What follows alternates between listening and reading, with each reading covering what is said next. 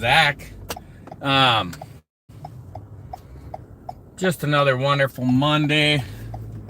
Sticking to the program, preparing my mind and body for some sprints later. I'm gonna get a haircut in a little bit. Hitting the store right now just to pick up some filming equipment that I need that I broke a month ago. So I was really wanting breakfast this morning. Not that I wanted to eat at the moment, but I started realizing my OMAD, I'm eating dinner at dinner time. So I've only had dinner food. You know, like I said, like stir frying chicken and vegetables is a lot of it, you know, steak and vegetables. I've had some I had like a half a cup of rice with my dinner last night. It was amazing. Had some. I ate all kinds of food last night. Probably went over my calories. You know, I should probably be around 2,500 so that I'm 1,000 calorie deficit. I start counting a little better because I had watermelon, grapes, figs, the chicken and vegetables with rice. Yeah, it was probably more like 4,000 calories. I probably didn't have a weight loss day yesterday, but no biggie. Still working on my cardio, working on my running program, dreaming about my half marathon, crossing that finish line with a PR. And if not, that's fine too. You know, you just going hard, trying every day to do the best you can do for you.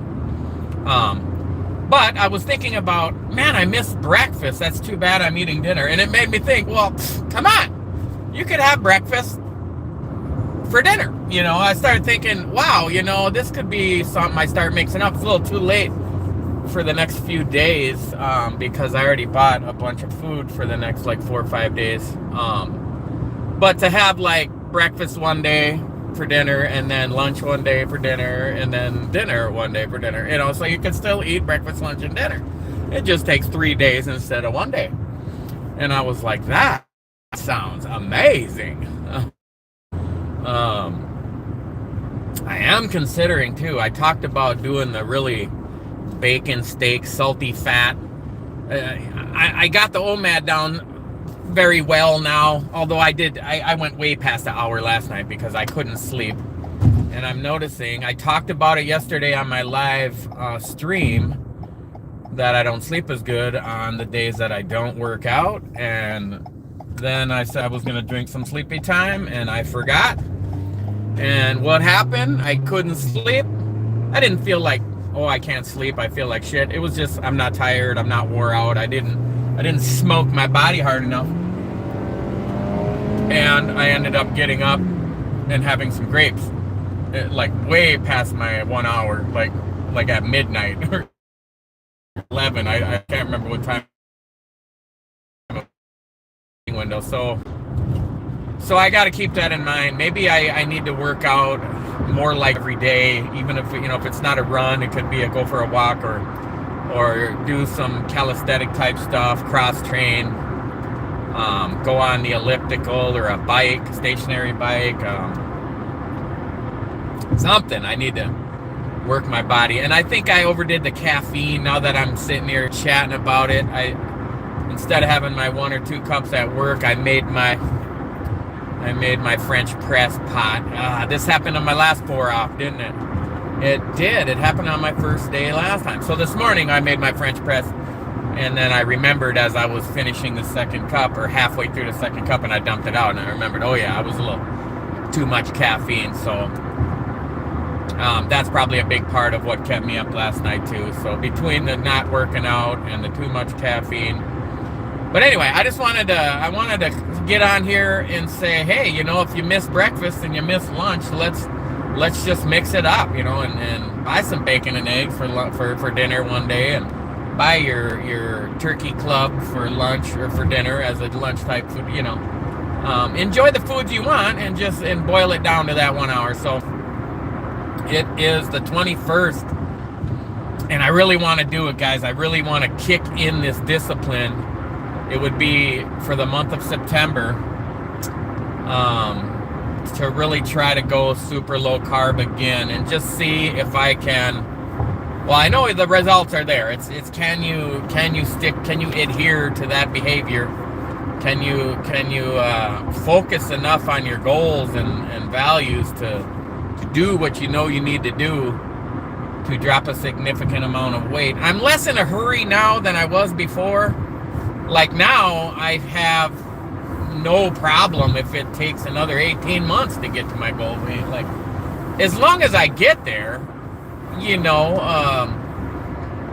if it takes 6 months or let's just, even if it took like say 3 years, like if, let's say you're a 500-pound person out there and you're trying to find some inspiration on YouTube and you happen to find my channel, I would just encourage you to be on, you got to change your life forever. You know, you don't set a goal weight, well, I'm 500 pounds, so I'll lose 200 pounds and my goal is 300 pounds.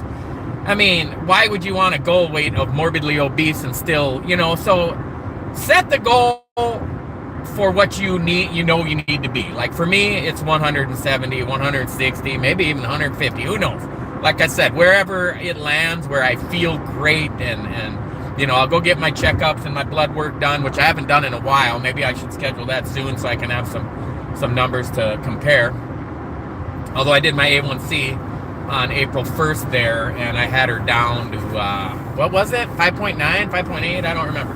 It was down there, though. I was pretty happy with those results. I would have been happier if it was under 5.6, because then you're not even in the pre-diabetic. But coming from a guy that was way over diabetic at an 11.1 or 2, I don't remember now. A1C, which is like double over the limit of what would be considered diabetic.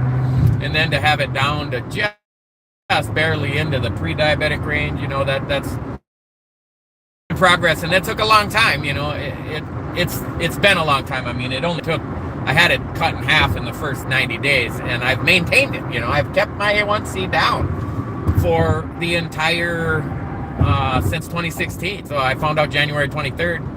And by April of that year, April, May, whatever, it was gone, and I've kept it gone for, you know, what is that now, seven plus years.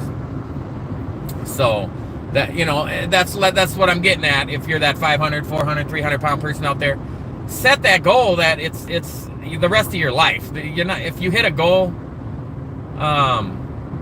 the worst example I have for like hitting a goal and then just belly flopping was the first half marathon I ran in 2019 or 18, no, yeah, 19, like before everything got shut down in 2020. I ran my first one in 2019, and I had a big goal to run a half marathon, and I trained hard for months, like all summer, and then I went hard for the last 10 weeks, and I went and ran the half marathon. I crossed the finish line, I almost passed out, I was wobbling around, and I didn't go for a run or workout and it was October, middle of October of 2019, and I had lost a bunch of weight, and by the end of the winter I had gained all the weight back and then some. I hadn't been to the gym or worked out, you know, I got to a goal and then I just belly flopped. So that's just giving you an example of why I have a goal to lose an amount of weight that will still make you unhealthy. You know, set your goal to be a healthy weight and then align your values so that when you follow your values, when your actions are in line with your values, you'll hit that goal and the goal will be over, but the values won't be over. You know, to live a healthy, godly, wealthy, and happy lifestyle for the rest of your life. And I haven't really talked about, you know, what do you do to be happy in life, because it's so different for everybody. But I really believe that when you, Jordan Peterson, the Canadian clinical psychologist, what is his saying? He talks about like meaning, find your meaning, and find your purpose, and you'll find your meaning, something like that. So for me, you know, I believe in that, and what it is finding what are your values. And so what is happiness then? Happiness is taking actions that are in line with those values, you know, like long-term happiness. You believe, my bad example is I was ice cream. So like, I believe I'm going to be happy to go get ice cream. And because it's a drug and I'm stimulated by it and it's so good and I feel great at the moment. times more powerful of a dopamine. So it's very real. You're not addicted to sugar, technically speaking. It's natural. It is an addictive. Your body's made to want it. It's just that they've taken advantage of our want for it and created these unhealthy foods that are so hyper palatable that I guess you can say we're addicted to them, and but I don't want to give you an excuse. Like it's natural and normal. Like just get over it and do the right thing that's in line with your values, and you're going to be a lot more happy. Also, as far as staying in line with your value, likely not going to bring you happiness long term. And what seems more difficult today is more likely to be the thing that brings you the joy in the long term, and it's just, the Bible talks about it. In the book of Romans, Paul's talking about like the conflict between the spirit and the flesh. Why is it that I know what to do, not to do, but then that's what I do?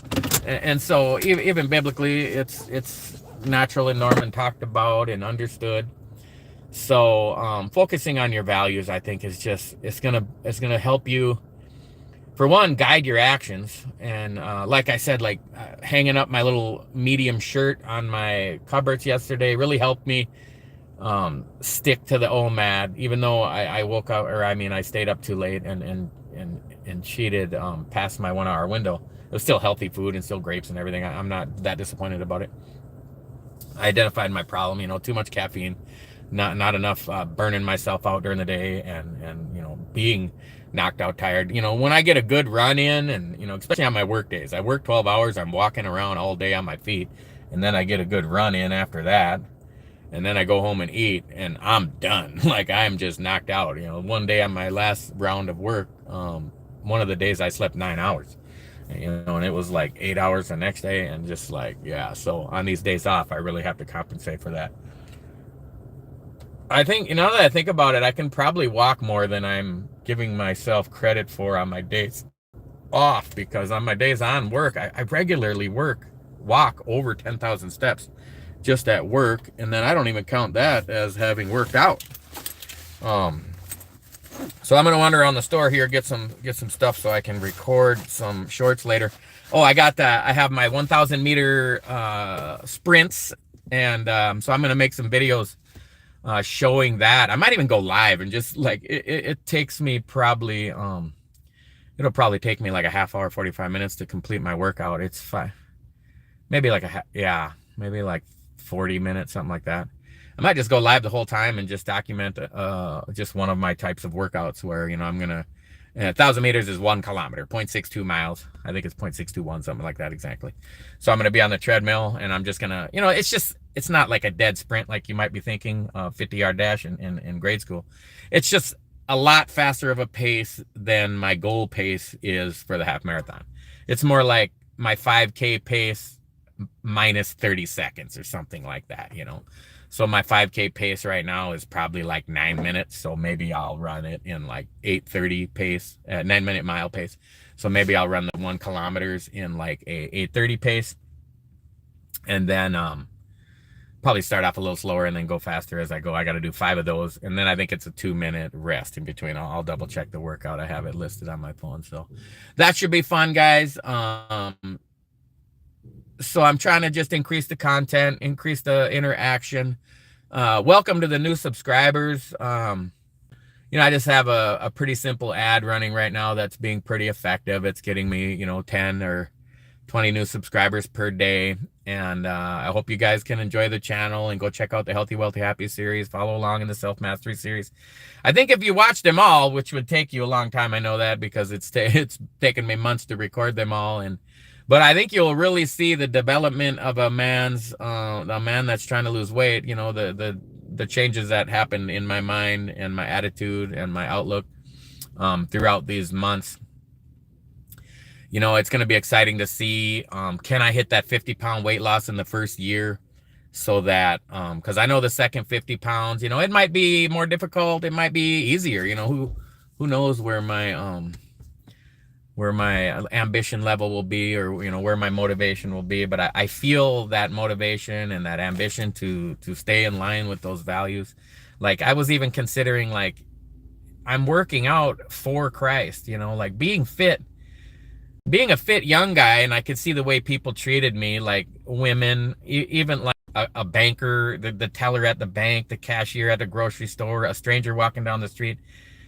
You're looked upon far more kindly when you're fit than you are when you're morbidly obese. It's almost like, and especially the way I look, I'm kind of a big muscular, not like overly muscular or anything, but I'm a big dude when I'm overweight looking, and I have a lot of tattoos. A lot of them I kind of regret, but you know, it is what it is. I'm 51 years old. I've had them for 30 years.